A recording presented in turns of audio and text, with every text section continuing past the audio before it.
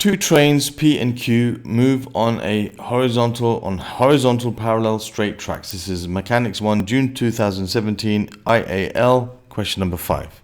Initially, both are at rest in a station and level with each other. At time t equals 0, P starts off and moves with a constant acceleration for 10 seconds up to a speed of 25 meters per second, and then moves at a constant speed of 25 meters per second. At time t equals 20, where t is measured in seconds, train Q starts to move in the same direction as P. Train Q accelerates with the same initial acceleration as P up to a speed of 40 meters per second, and then moves at constant speed of 40 meters per second. Train Q overtakes P at time t equals t after both trains have reached their constant speeds. Okay.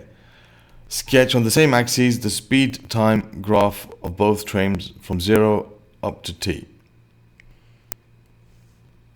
Okay, let's draw the pair of axes. Speed against time. So this is your speed, which is in meters per second. And this is your time, which is in seconds. Not capital T, this is small t.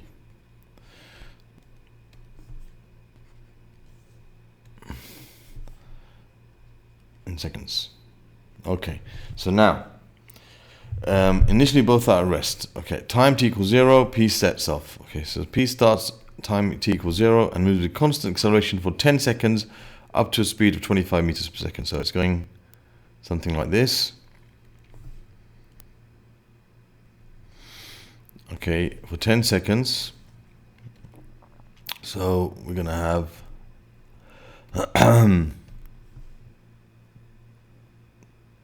that's 10 seconds, and that's 20. That's going to be 25 meters per second. That's 25 here, and that's 10 here. Okay. And then we have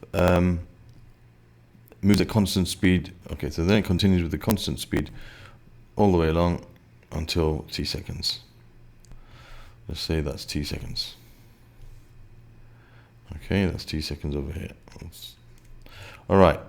Okay, for 10 seconds, so we can work out its acceleration if we have to. Then it says at t equals 20 seconds, let's say that's over here, Q starts to move in the same direction as P. Train Q accelerates with the same initial acceleration. It's going to have the same gradient. This line is going to have the same gradient as that line. So it's going to be like the same gradient. So let me just do that to make it more realistic. Have the same gradient, but it goes up to 40 meters per second. Okay, so it's going to go up to 40 meters per second. So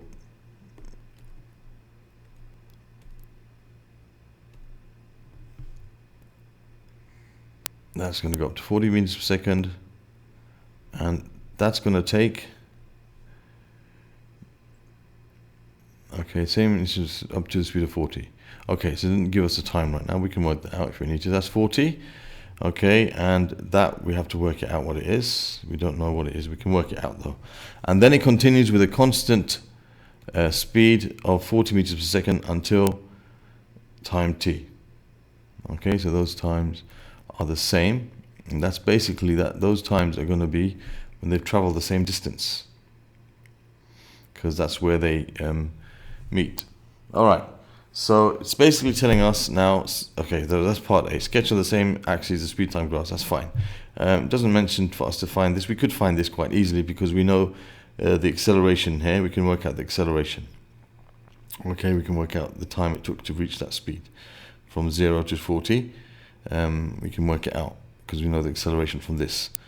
Anyway, find the value of t at the instant when both of the trains are moving at the same speed. Okay, so they're both moving at the same speed at this point over here. Okay, this is the point where they're both moving at the same speed. This point over here.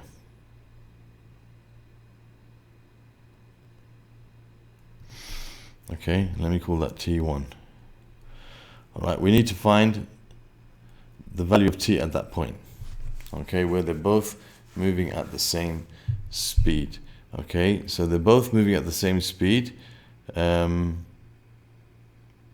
that time. Okay, so that's going to be when this is moving at 25 meters per second. Basically, that's that same speed that they're moving at. Okay, is going to be at this point where there's intersect. So we know that when Q moves at 25 meters per second.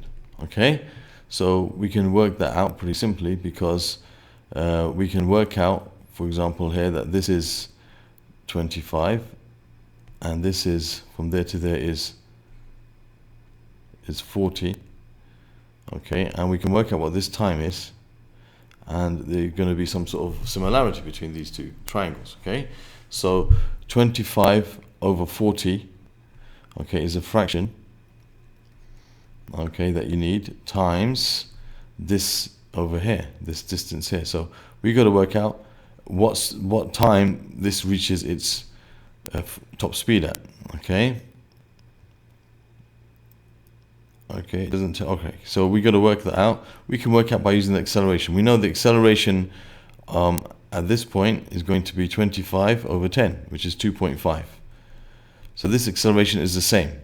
So we can say v equals u plus at. We know the final speed is 40. The initial speed is 0.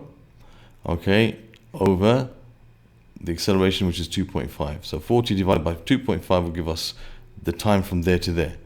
So 40 divided by 2.5. 40 divided by 2.5, it gives us 16. So that's 16 seconds. So that from there to there is 36. Okay, so that's 36 seconds.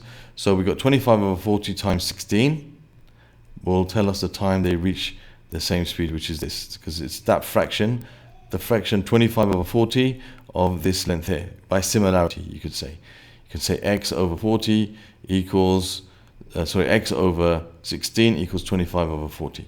So you end up with 25 over 40 times 16.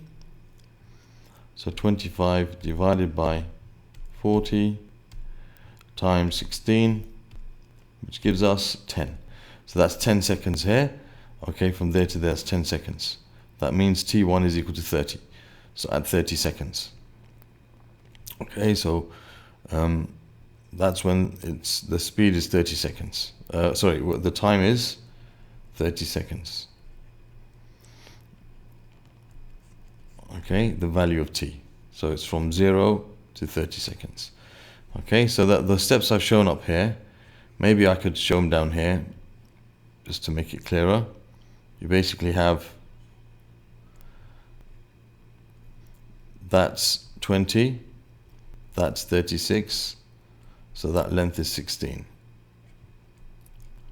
Okay, and you have that height here is 25, and that height here is 40, and we want to find what this length here, x, is. So you can say x over 40 will give us the same ratio as, so x over 16, x over 16 gives you the same ratio as 25 over 40.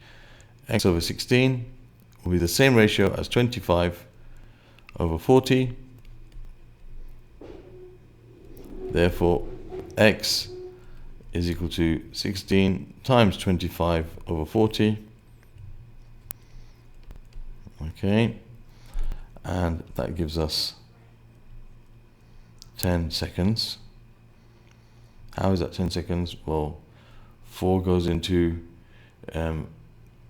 16 4 times, and 4 goes into 40 10 times. And you can say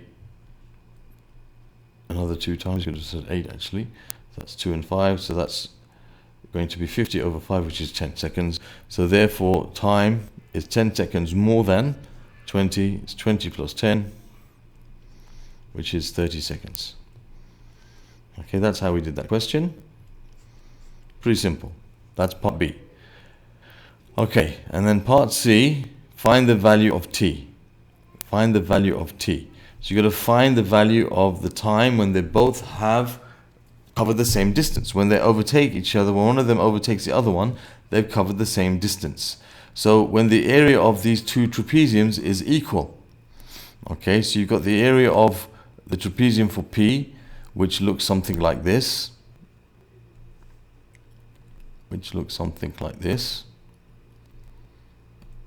The trapezium for P looks something like this.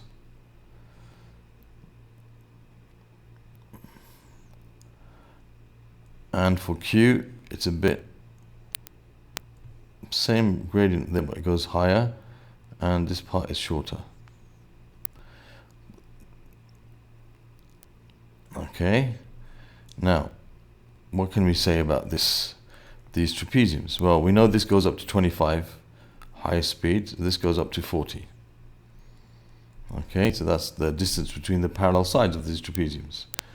And we can also say that the total distance from here to here is t, and the total distance from here to here is also t. No, it's t minus 20. Okay, t minus 20, because this is gone from there to there. From there to there is t, so from there to there is t minus 20. Okay, you want the length from there to there, so it's like t minus 20. All right, the distance from 10 to the distance from here to here is going to be t minus 10. To the top, this is going to be t minus 10. That's the distance of that side. And for the other one, for the second, this is up to 36, isn't it? Right? So that's going to be t minus 36. From there to there will be t minus 36. T minus 36. So this is t minus 36. Okay, so basically these two areas should be the same. So we can set up an equation and solve this problem. So remember, that's why I prefer to use trapeziums. It makes life a lot easier for us. The area of a trapezium is the distance between the parallel sides, which is 25, divided by 2. So you've got 25 over 2, times the sum of the parallel sides, which is t plus t minus 10. And that's equal to the area of this trapezium, which is the distance between the parallel sides, which is 40, divided by 2. That's how I like to memorize the area of trapezium. Distance between the parallel sides divided by 2 times the sum of the parallel sides. That's going to be t minus 36 plus t minus 20. Okay, so we have a pair of equations. Well, we have one equation with one unknown. I'm going to go down this page here instead of turning over the page, but this is like going to be 25 over 2. I'll leave it like that for now. 25 over 2 times 2t minus 10 equals, and this is going to be 20 times 2t minus 56. Okay, I could multiply both sides by 2, so I'm going to get 25 times 2t minus 10 equals 40 times 2t minus 56, and I can solve this by let's simplify. Let's divide by 5. 5 goes into both of these. If you divide both sides by 5, both sides of the equation by 5, just to make the numbers a bit smaller, that will be 5 times 2t minus 10, sorry about that, equals 8 times 2t minus 56. Okay, now we can start multiplying and bringing together the like terms. So this is 10t minus 50 equals 16t minus 56 times 8. 56 times 8 gives you 448. Okay, bringing the t's together, if you bring the t's together on this side, you're going to have 16t minus 10t, and the numbers will be on this side, so you're going to have 448. You have to add 448 to both sides, and you're left with the minus 50 on that side, so you end up with 448 minus 50, which is 398. So 398 is equal to 6 times t. Therefore, t is equal to 398 divided by 6. 398 divided by 6. 6 goes into 39 6 times, remainder 3. 6 goes into 38 6 times, so 66 and 2/3 seconds. Okay, let's just confirm that. 398 divided by 6 gives us 66 and 1/3, sorry, 1/3 second. So you can write that as 66.3 seconds to 3 SF. No G here, so we should only write it to 3 SF, or exact form 66 and 1/3. I don't know why I put 2/3. 398 divided by 6.